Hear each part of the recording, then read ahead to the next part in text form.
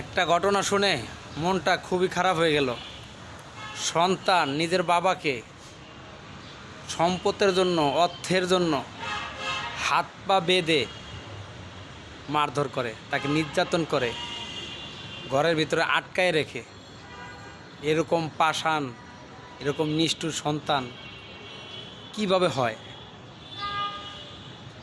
আমাদের যে সন্তান আছে তাদেরকে আমরা এমনভাবে মানুষ করব যাতে করে আমাদের গায়ে হাত না তুলতে পারে, আমাদেরকে নির্যাতন না করতে পারে, এমনভাবে আমাদের সন্তানদেরকে মানুষ করব।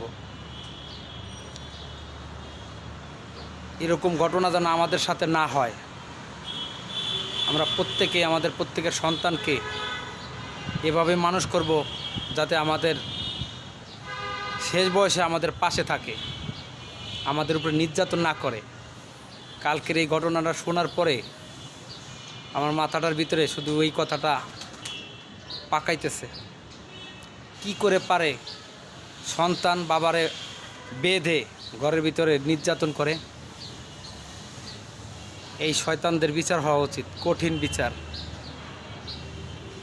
বাবা মায়ের সাথে কেউ খারাপ আচরণ করবেন না।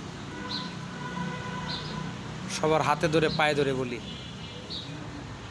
বাবা মা হচ্ছে পৃথিবীর সবচেয়ে বড় নিয়ামত, যেটা আল্লাহ তাআলা আমাদেরকে দিয়েছে।